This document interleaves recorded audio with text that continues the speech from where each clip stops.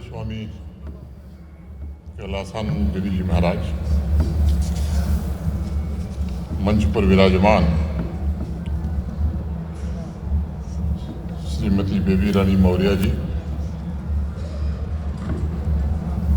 पूज्य गौतम स्वामी जी, मेवाड़ पीठाधीश्वर सुदर्शन चरैया जी, श्रीमान संदीप सिंह जी, श्री अनिल कुमार जी, श्री अजय गुप्ता जी, शिवानी पांडे जी, और इस पावन संगम तट पर महाकुंभ के इस आध्यात्मिक समागम में देश के कोने कोने से आए हुए सभी श्रद्धालुजन, देवियों, सज्जनों, जैसा मेरे पूर्व बताया गया, परम पूज्य स्वामी जी के सानिध्य में 19 जनवरी से ये श्री भागवत पुराण सत्संग का आयोजन पावन त्रिवेणी के इस संगम पर हो रहा है। मैं इसे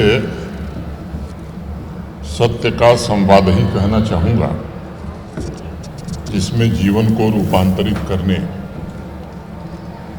की क्षमता वास्तव में मौजूद है। मुझे लगता है कि यह संवाद हमें अवसर देता है स्वयं के भीतर जो कुछ मौजूद है उसे चेतना की ऊंचाई पर कैसे पहुंचाया जा सकता है, और वो भी समर्पण भाव से संतों के निरंतर बरस रहे आशीर्वाद को कैसे भक्त ग्रहण कर सकता है। और मैं मानता हूँ कि संतों का आशीर्वाद सूर्य के प्रकाश जैसा ही होता है। यह निरंतर हमारे जीवन को प्रकाशित तो करता ही है, लेकिन एक शर्त है कि हमारी अंतरात्मा की आंखें खुली होनी चाहिए, तभी प्रकाश की किरणें हम तक पहुंच सकती हैं। महाकुंभ और सत्संग ये एक दुर्लभ अवसर है जब संतों के आशीर्वाद के अंतस्थल से अंतस्थल प्रकाशित होता है। विश्व में मुझे लगता है कि त्रिवेणी संगम जैसा अन्यत्र कोई दूसरा स्थान नहीं है। यहाँ करोड़ों लोग हजारों मील से यात्रा करके एक साथ चेतना के अनंत प्रवाह को और उसकी आकांक्षा को लिए हुए इकट्ठा होते हैं। हमारे यहाँ तो अथर्ववेद में पूर्वजों ने प्रार्थना ही की कि सर्वा दिशा समनस सदृची, अर्थात सब दिशावासी एक ही मन वाले हों। इस प्रार्थना को हम दिव्य महाकुंभ में साक्षात रूप से साकार होते हुए देख सकते हैं, जहाँ अनंत शक्ति के द्वारा श्रद्धालु आत्मा की पूर्णता की अनुभूति भी कर सकता है। वास्तव में यहाँ कोई भेदभाव भी नहीं है, सब एक मन वाले लोग हैं। यही एकता हमारी सनातन संस्कृति की सबसे बड़ी ताकत है। इन संदर्भ में महाकुंभ को अगर आप देखें तो ये चेतना का उच्चतम स्तर का प्रवेश द्वार कहा जा सकता है। यह आध्यात्मिक और सांस्कृतिक समागम समाज में मौजूद रिक्तता को ब्रह्म, साधना और सिद्धि से भरने का भी कार्य करता है। एक स्थान पर परम पूज्य स्वामी कैलासानंद गिरी जी महाराज, अनेक संतों की उपस्थिति में संगम एक ऐसे जीवंत ऊर्जा क्षेत्र का निर्माण करता है जिससे समाज को भी और राष्ट्र को भी एक नया मार्गदर्शन मिलता है, और उसकी राह में आने वाली चुनौतियों का सामना करने का समाधान भी महाकुंभ में ही प्राप्त हो जाता है। श्रीमद् भागवतम के 11वें स्कंद में उद्धव को समझाते हुए भगवान श्री कृष्ण स्वयं कहते हैं, आत्मनिक्षस्व वितत्मात्मनम मयधीश्वरे, अर्थात सारा जगत आत्मा के भीतर ही है। और यही नहीं, तुम इस आत्मा को मेरे भीतर भी देख सकते हो। त्रिवेणी पर महीने भर के आसपास चलने वाले इस सत्संग से वैयक्तिक चेतना के जागरण का अवसर प्राप्त होता है। और मैं तो व्यक्तिगत रूप से मानता हूँ कि लोग जब यहाँ आते हैं तब वो कुछ और होते हैं, उनकी मनस्थिति भी कुछ और होती है, लेकिन स्नान, ध्यान और स्वामी जी के सानिध्य में सत्संग के पश्चात जब लौटते हैं तब वह खुद वह नहीं रह जाते, बल्कि बदल जाते हैं, रूपांतरित हो जाते हैं। पवित्र कुंभ उन्हें ट्रांसफॉर्म कर देता है, रूपांतरित कर देता है।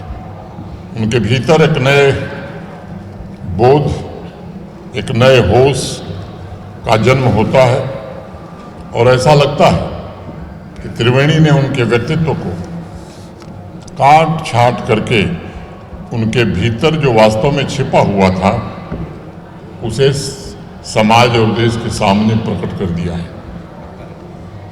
एक छोटी कहानी मुझे याद आ रही है। एक मूर्तिकार अपना काम समाप्त करके हाथ पांव धो रहा था, तभी उसके बगल से गुजर रहे एक सज्जन ने कहा कि भाई, तुमने ये मूर्ति जो बनाई है वो अति सुंदर है। उस मूर्तिकार ने उस सज्जन से कहा कि भाई, मैंने बनाई नहीं, मैं तो पत्थरों के ढेर पर खड़ा था और इस पत्थर में छिपी मूर्ति ने मुझे पुकारा। मैं उसे उठाकर अपने वर्कशॉप में ले गया। मैंने उसमें जो बेकार पत्थर थे इस मूर्ति के चारों तरफ, बस उन्हें अलग कर दिया और तब ये सुंदर सी मूर्ति प्रकट हो गई। उस मूर्तिकार ने कहा कि मैंने ज़्यादा कुछ नहीं किया, सिर्फ व्यर्थ के पत्थरों को हटा भर दिया और मूर्ति जो उसमें छिपी हुई थी वो सबके सम्मुख प्रकट हो गई। कुंभ की यह पावन स्थली भी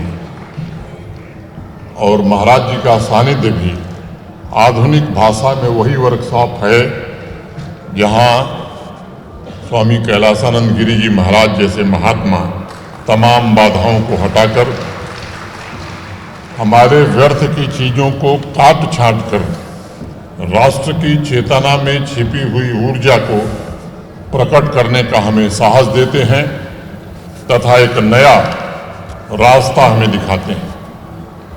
हमारे यहाँ तो हमारी संस्कृति में कहा भी गया कि मही यज्ञस्य सम रपसुदा, अर्थात देश यज्ञ भूमि, देश की यज्ञ भूमि अत्यंत उपजाऊ है। संगम वही यज्ञ भूमि है जहाँ असीम संभावनाओं के बीज चेतना के पुष्प की तरह खिलते हैं। क्योंकि महाकुंभ समाज के विभिन्न क्षेत्रों को नेतृत्व देने वाले महान व्यक्तित्वों का भी संगम माना जाता है और इसलिए महाराज जी से मैं 2-3 प्रार्थना करना चाहूँगा।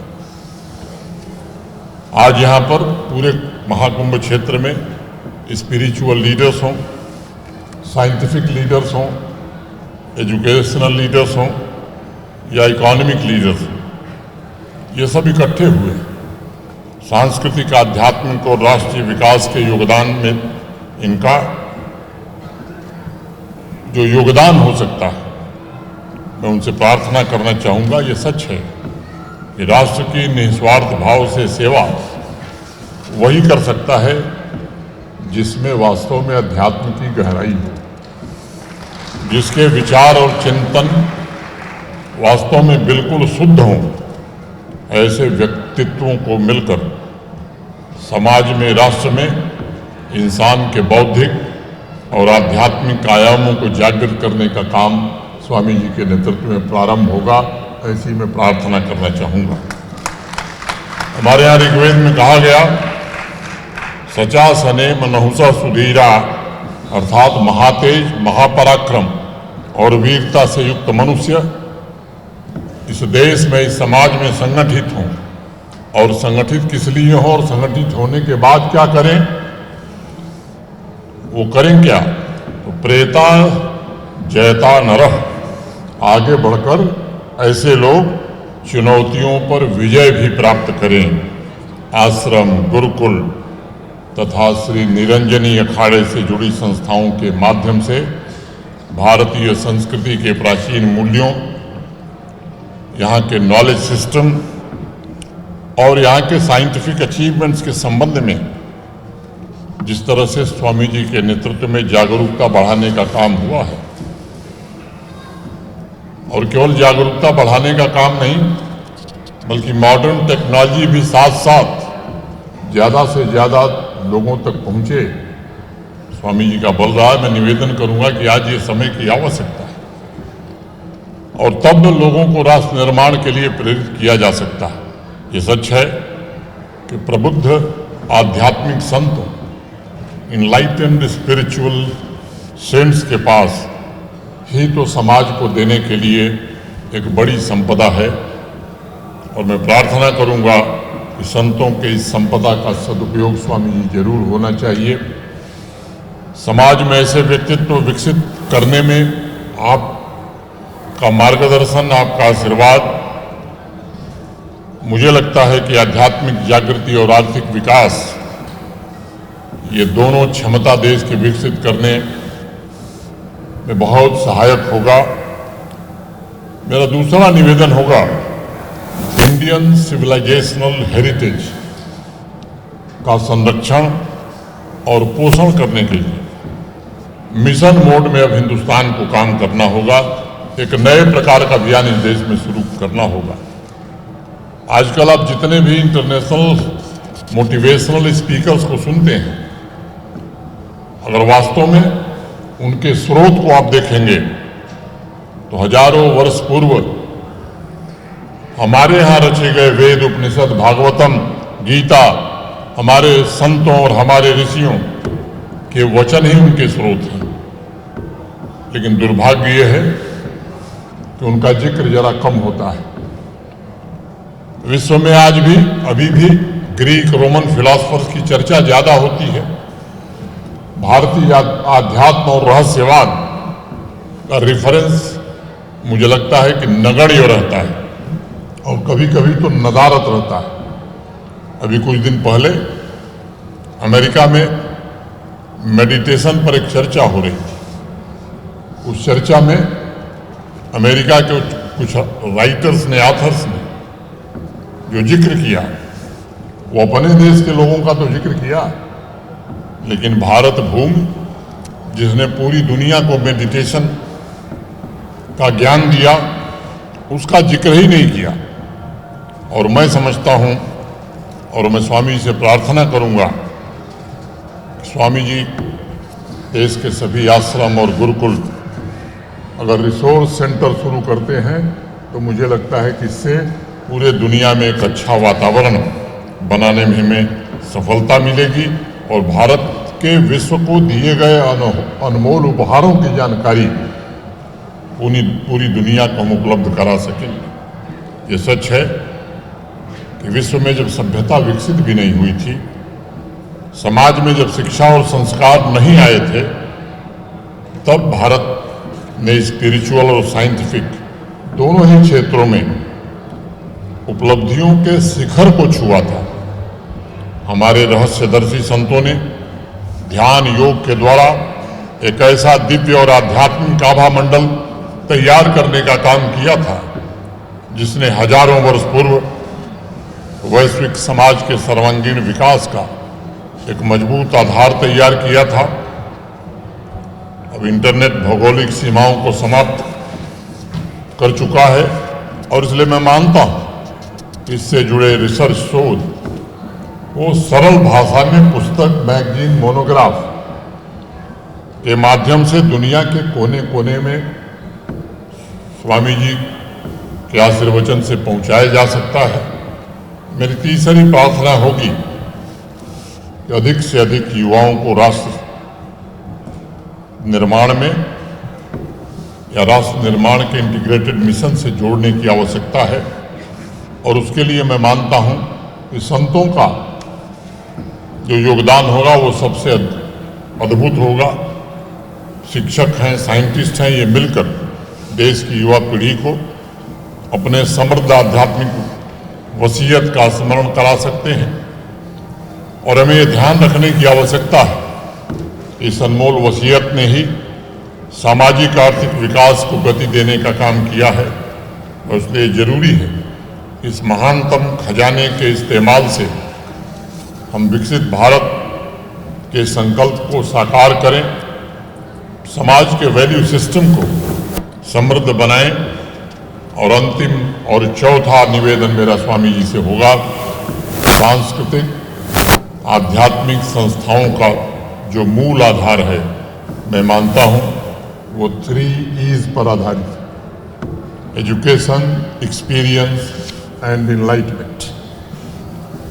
शिक्षा, अनुभव और बुद्धत्व, इन तीनों का सामंजस्य साधक कैसे सामान्य जन तक ताकत पहुंचा के कर सकता है। हमारी संस्कृति में आश्रम गुरुकुल का बड़ा विशेष महत्व रहा है और आश्रम और गुरुकुल का बल स्वावलंबन और आत्मनिर्भरता पर शुरू से रहा है। ध्यान और यज्ञ में जितनी भी प्रार्थनाएं की गई हैं उससे शक्ति का ही आशीर्वाद मांगा गया है ताकि परोपकार और दूसरे के कल्याण में इसे लगाया जा सके। ऋग्वेद में तो कहा गया, स्वस्वायत धायसे कृष्णताम, अर्थात आत्मनिर्भरता से के अंतिम लक्ष्य के लिए हमें स्वावलंबी बनना है। और आगे तो प्रार्थना कही गई, पूर्ण यक्षता स्वस्तये, हे प्रभु मुझे उत्तम स्वास्थ्य दीजिए और अपने लिए नहीं, उत्तम स्वास्थ्य दीजिए ताकि मैं लोगों का कल्याण कर सकूं। शिक्षा, अनुभव और बुद्धत्व पर आधारित व्यवस्था द्वारा हम समाज को ताकतवर बना सकते हैं, उसकी शक्तियों को देश के उत्थान के लिए समर्पित करा सकते हैं। यह बिल्कुल अलग तरह का मार्गदर्शन होगा जिसमें हर प्रकार के भेदभाव को समाप्त करके एक ऐसे चरित्र निर्माण पर बल दिया जाएगा जो समानता और सामाजिक न्याय के विजन के साथ सुदृढ़ समाज का निर्माण भी कर सकती है। आम नागरिकों में आत्मसम्मान और आत्मगौरव की भावना भी पैदा कर सकती है। इस कार्य में पूज्य संतों का सहयोग बड़ा जरूरी होगा और स्वामी जी आपका तो विशेष रूप से, क्योंकि वही लोगों में गहरी जागृति पैदा कर सकते हैं। और मैं संक्षेप में अगर कहूं तो संत समाज का उत्तरदायित्व पहले से ज्यादा बढ़ गया है, क्योंकि आप ही में वो शक्ति है, आप जागृत कर सकते हैं। अपने भीतर के ईश्वर का लोगों में स्मरण कराने की क्षमता भी आप में है। कर्म पथ पर चलने के लिए प्रेरणा देने की कला आप में है। और इसलिए मैं प्रार्थना करूंगा कि ऐसी जागृति बड़ी से बड़ी मंजिल को आसान बना सकती है जो सभी को समान अवसर और स्वतंत्रता प्रदान करेगी। मैं स्वामी जी से प्रार्थना करूंगा कि यूनिटी ऑफ माइंड, माने मन और हृदय की एकता के साथ देश का आह्वान करिए। सनातन धर्म अनादि है, अनंत है और श्रीमद् भागवतम में तो शिक्षा, दान, तपस्या तथा सत्य, ये धर्म के 4 पांव हैं। इन्हें 4 पांव की संज्ञा दी गई है। और ऋग्वेद में कहा गया कि ऋतस्य पदम कवयोनि पांति, यानी सत्य, धर्म, तप की रक्षा की जिम्मेदारी भी संतों की है। सनातन धर्म के 4 पांव की रक्षा और उसका उपयोग समाज और राष्ट्र की एकता के लिए आवश्यक है। ये कार्य हमारे पूज्य स्वामी जी ही कर सकते हैं। प्राचीन काल से इस जिम्मेदारी को हमारे संतों ने निभाया और मुझे लगता है, मैं मानता हूं कि आज चुनौतियां थोड़ी बड़ी हो गई हैं। आज हमारी एकता तोड़ने वाली और भारतीय संस्कृति पर हमला करने वाली ताकतें बढ़ गई हैं, इनकी संख्या भी बढ़ गई है। हम देख रहे हैं किस प्रकार से भारत के बढ़ते रुतबे, भारत की तरक्की, ये कुछ लोगों को पसंद नहीं आ रही है। उसमें कुछ बाहरी ताकतें भी हैं, कुछ देश के भीतर की ताकतें भी हैं। ऐसे लोगों के विरुद्ध समाज और राष्ट्र कैसे एकजुट हो, इसमें आप सबका जो योगदान होगा, मुझे लगता है वैसा योगदान कोई नहीं दे सकता।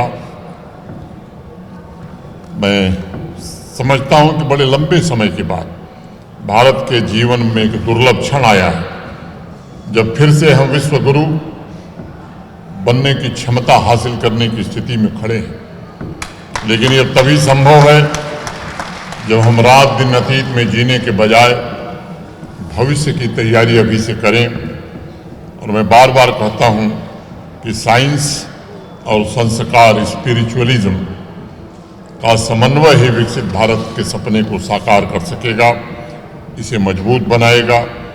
एकता ही हमारी शक्ति है और वस्तुतः एकता से ही हम तमाम बाधाओं पर विजय प्राप्त कर सकते हैं। मन और हृदय की एकता में जीवन का अर्थ और मूल्य छिपा हुआ है। इसी में अनंत ज्योति है, जिसके तप और प्रकाश से की संभावना ही वास्तविकता में बदल सकती है। मैं प्रार्थना करता हूं ईश्वर से कि इस महाकुंभ से मन और हृदय की एकता का संकल्प हमारी अपनी संस्कृति और राष्ट्र की अस्मिता के प्रति स्वाभिमान की प्रबल भावना पैदा करे।